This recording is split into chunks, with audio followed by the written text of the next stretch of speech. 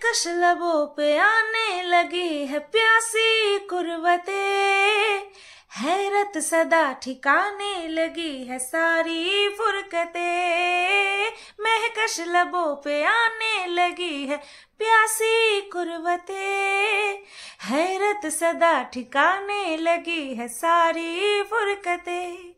कागज़ों पे मेरे लिख जरा रिफ़्बते चाहतों का सिला,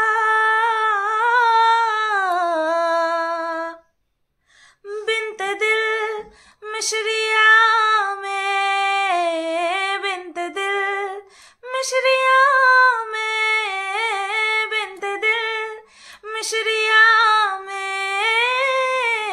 बिन्ते दिल मिशरिया में। पेश है गुल शबाब खिदमत आली जनाब, पेश है गुल शबाब खिदमत आली जनाब। হ্যালো বন্ধুরা, কেমন আছো সবাই? আশা করছি তোমরা সবাই ভালো আছো আর আমিও ভালো আছি। ভীষণ প্রিয় একটা গানটা যখন রিলিজ হয় আমাকে ফার্স্ট একজন আমার খুব কাছের একটা মানুষ শুনিয়েছিল। তো আমি প্রথমে ভেবেছি এই গানটা আমি শুনলাম না, সংসারের মধ্যে ঢুকে গেলে কখন কবে কি নতুন বই রিলিজ হচ্ছে না হচ্ছে, তার কটা গান আসলো না আসলো মাথার মধ্যে রাখা খুবই মুশকিল। আর টিভি থেকে আমি ডিটাচ ছিলাম একদমই, এখনও ডিটাচ, টিভি থেকে টিভি ছাড়িই না আমি। টিভি কি করে চালাতে হয় আমি ভুলে গেছি, বিশ্বাস করবে না। টিভি কিভাবে চালাতে হয় ওই সুইচ দেওয়ার পরে রিমোটে অন করলাম, কি কি কি কি করতে আমি বলতে পারবো না। আমি চালাই না টিভি, তো সেই কারণে আমার পক্ষে জানা সম্ভব ছিল না। বাট যখন প্রথম শুনলাম এই গানটা, তখন আমাকে যে শুনিয়েছিল সে আমাকে বলেছিল গেস করো তো সিঙ্গারটাকে। আমি না ভাবতেও পারিনি যে অরিজিৎ সিং এর গলা, অ্যারাবিয়ান মিউজিক দিয়ে গানটা করেছে, এত সুন্দর। আর তার সাথে কি বলবো, পদ্মাবত ক্যারেক্টারের পদ্মাবত মুভির আমার যদি কোনো ক্যারেক্টার ভীষণ পরিমাণে চোখে লেগে থাকে আর মন জয় করে থাকে, সেটা হচ্ছে আলাউদ্দিন খিলজির ক্যারেক্টার। এত হিংস্র, মানে সেই হিংস্রতা আমার মন জয় করে নিয়েছিল। এইবার অনেকের মনে হতে পারে ও তুমি হিংস্র, তাই মেবি হতেই পারে, প্রত্যেকটা মানুষের মধ্যেই হিংস্রতা লুকানো আছে।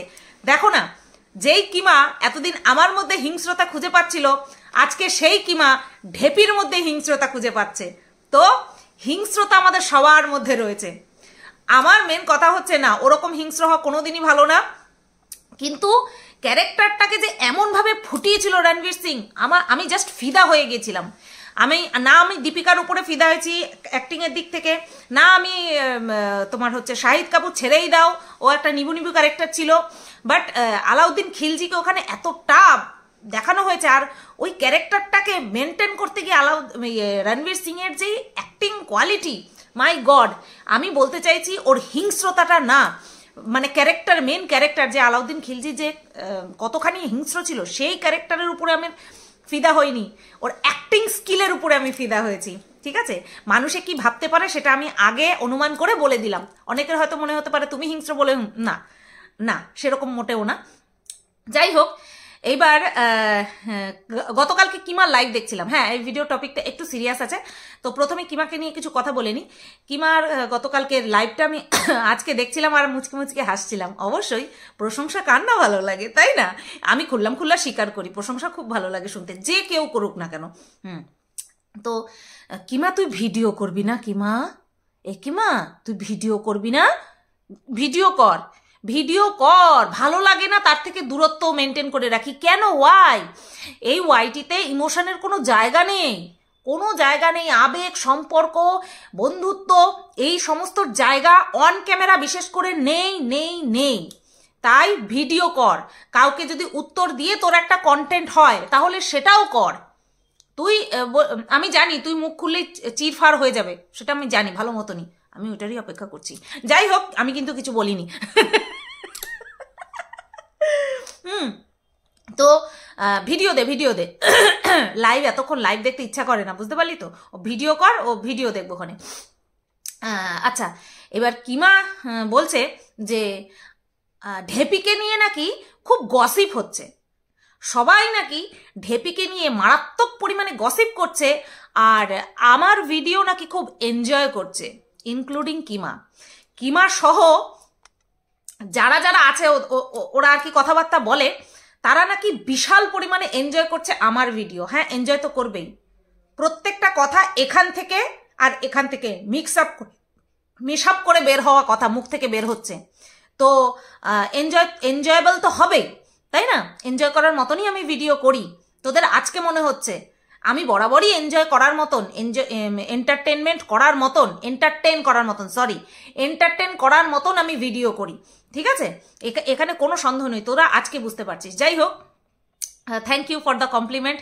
যে যারা যারা বলেছে যে আমার ভিডিও নাকি এখন বেশ এনজয় করছে, তাদের প্রত্যেককে থ্যাংক ইউ। হ্যাঁ, ভিডিও করি তো মানুষকে এন্টারটেন করার জন্য, সে যেভাবে হোক, অর্থাৎ কখনো আমি ইমোশনাল হয়ে গিয়ে ভিডিও করি, তখন দর্শকরাও ইমোশনাল হয়ে যায়, এটা আমার পাওনা। আমি যখন রেগে গিয়ে ভিডিও করি, মানুষ আমাকে বলে সুতপা কুল ডাউন, এটাও আমার পাওনা যে দর্শকরা আমার ইমোশনসকে হ্যান্ডেল করতে, কন্ট্রোল করতে সাহায্য করে, বলে আমাকে শান্ত রাখে।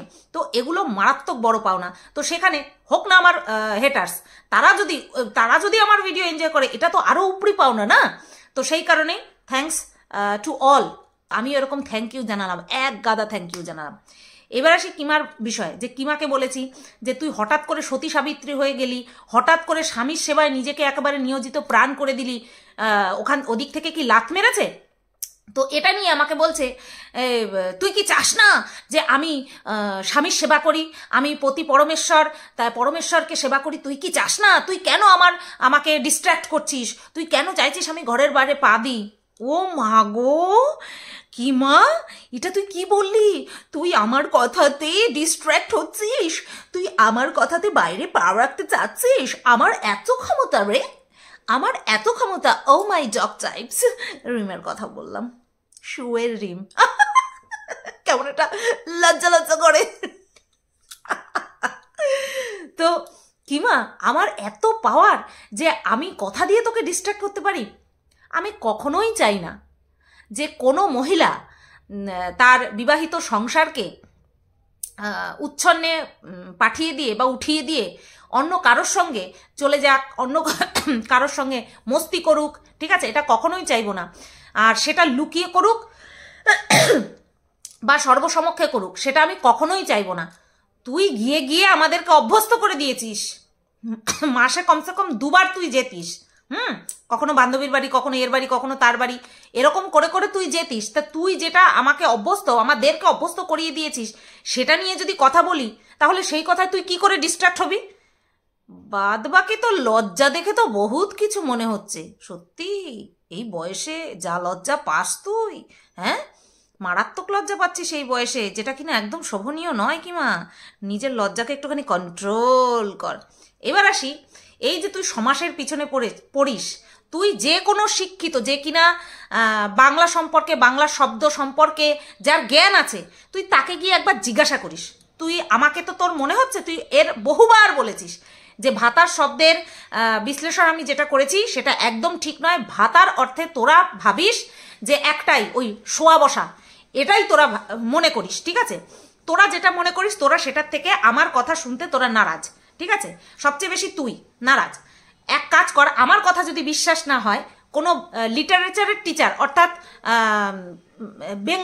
বেঙ্গলি বাংলার শিক্ষককে গিয়ে তুই একটুখানি জিজ্ঞাসা করিস যে স্যার বা মাস্টার মশাই, ভাতার শব্দের আক্ষরিক অর্থ কি বা ভাতার শব্দের সমাসটা কি? তুই শুনে আয়, আমি তোকে গ্যারান্টি দিলাম, তুই শুনে আয়। আর গ্যারান্টি অর্থাৎ আমি তোকে আমার জুবান দিলাম, যদি তুই যাকে জিজ্ঞাসা করতে যাবি আর আমি যা বলেছি সেই দুটোর মিনিং যদি আলাদা বের হয়, আমি সবার সামনে সরি চেয়ে নেব। আমি এত বড় একটা কথা বললাম, এই ওয়াইটিতে আছি, তোকে নিয়ে কথা বলছি, বাদ বাকি ব্লগারদেরকে নিয়ে কথা বলছি, তার মানে এই না যে আমি আমার শিক্ষাকে জলাঞ্জলি দিয়ে দিয়েছি, তার মানে এই না যে আমি আমার শিক্ষার মিস ইউজ করছি, একদমই না। একটা সময় রক্ত গরম করে ভিডিও করতাম, সেই বিষয়টা থেকে হটে এসেছি, বুঝলি? আর এই যে কথায় কথায় বাপ ভাতারি এই শব্দটা যে ইউজ করিস না, এটা তুই নোংরা অর্থে ইউজ করিস, আমি কিন্তু নোংরা অর্থে বলিনি।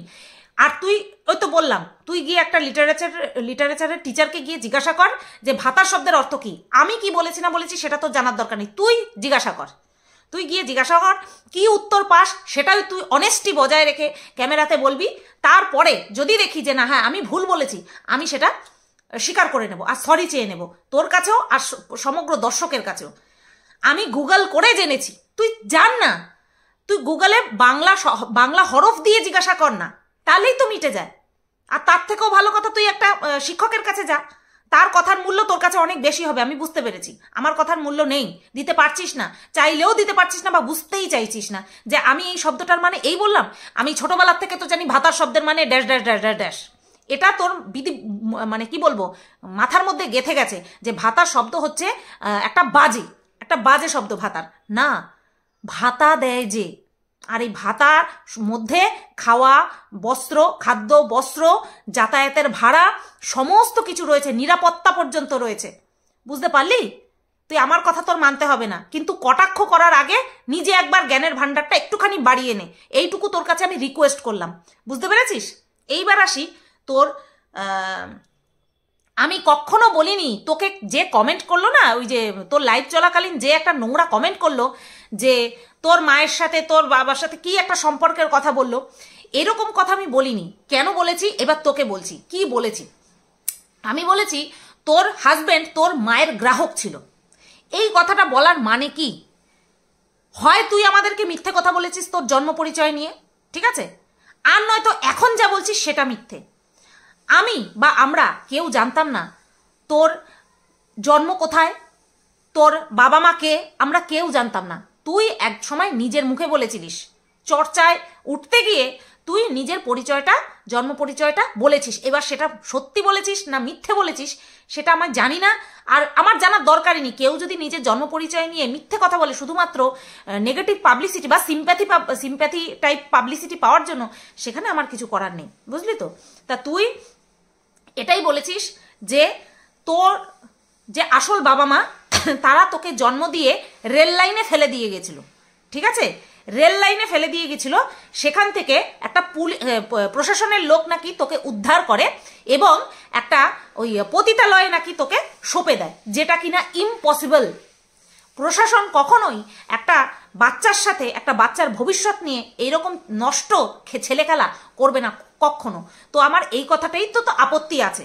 বাদবাকি কোনটা সত্যি, কতখানি সত্যি, কি বৃত্তান্ত, সেটা তোর থেকে ভালো আর কেউ জানে না। তুই আমাদেরকে যা গিলিয়েছিস আমরা সেটাই মেনে নিয়েছি, কিন্তু হ্যাঁ তারপরেও নিজের দিমাগ লাগিয়ে বুঝতে পেরেছি যে তুই এই কথাটা মিথ্যে বলছিস যে প্রশাসনের লোকজন তোকে পেয়েছে এবং পতিতালয়ে হ্যান্ড ওভার করে দিয়েছে। এটা অসম্ভব। অনাথ আশ্রমে দিয়ে দেবে। প্রথমে তো তার বাবা মার খোঁজ করে বের করবে, তারপরেও যদি না পাওয়া যায় তাকে অনাথ আশ্রমে দিয়ে দেবে, ঠিক আছে, কিন্তু পতিতালয়ে কখনো দেবে না, তাও একটা মহিলা সন্তানকে, হ্যাঁ মেয়ে সন্তানকে কখনো দেবে না। তো তোর এই কথাতেই ঘাপলা আছে। তারপরে তুই কি বললি, পতিতালয়ে তোকে কেউ লালন পালন করেছে। এবার যে পতিতালয়ে লালন পালন করেছে, পরিষ্কার ভাষায় একটাই কথা যে সেও ওইখানকার বাসিন্দা। এবার যে পতিতালয়ের বাসিন্দা হয় সে কি হয়? সে তো পতিতাই হয়, সেও তো দেহ ব্যবসাই করে। এখানে কোনো রকম কোনো যদি কিন্তু পরন্তু কোনো কিচ্ছু থাকতেই পারে না। তা আমি যদি মনে করি যে তোকে যে লালন পালন করেছে সে হচ্ছে একজন পতিতা, এখানে কোনো জায়গা থেকে আমি তোকে অপমান করেছি? কোনো জায়গা থেকে তোকে ছোট করিনি, কারণ তুই নিজের মুখে বলেছিস। এইবার তুই কাউকে বাবা বলে ডাকছিস, হ্যাঁ, তুই কাউকে বাবা বলে ডাকছিস। সেই বাবাটা কে হতে পারে? সেই বাবাটা কে হতে পারে? একটা লোক, একটা পুরুষ মানুষ, সে একজন পতিতালয়ের মহিলাকে বিয়ে করেছে, ঠিক আছে, তার মানেটা কি? সেই পুরুষটারও সেই পতিতালয়ে যাতায়াত ছিল, তাই তো? এটা তো একটা পরিষ্কার জলের মতন হিসাব, সাধারণ হিসাব। এইবার তোর বাবার বন্ধুর সঙ্গে তোর বিয়ে হয়েছে। এবার তোর বাবার বন্ধু হলো কি করে? তুই কি বলেছিস? একই পেশার সাথে যুক্ত ছিল। এইবার ভাব আমি কি ভাববো। তুই বলেছিস তোর জন্মসূত্রে তোকে ফেলে দিয়ে চলে গেছে, তোর বায়োলজিক্যাল বাবা মা তোকে জন্ম দিয়ে ফেলে রেখে গেছে পাট্রিতে, তারপরে সেখান থেকে প্রশাসনের লোকজন উদ্ধার করে পতিতালয়ে পাঠিয়ে দিয়েছে। সেখানে তোকে যে লালন পালন করেছে সে হলো তোর মা। তাহলে পতিতালয়ে যে লালন পালন করেছে সেও পতিতা, এবং তাকে যে বিয়ে করেছে সে নিশ্চয়ই পতিতালয়ে তার আসা যাওয়া ছিল। এইবার তোর বাবার সঙ্গে যে থাকতো সেই লোকটিকে তুই বিয়ে করেছিস। তাহলে ভাব আমি কি ভাববো, আমি আমি যেটা ভাবছি যে তোর স্বামীরও পতিতালয়ে যাতায়াত ছিল, সেটা কি খুব অহেতুক? বা আমি জোর করে তোকে অপমান করছি, জোর করে কি তোকে ছোট করছি মানুষের সামনে? কখনো না।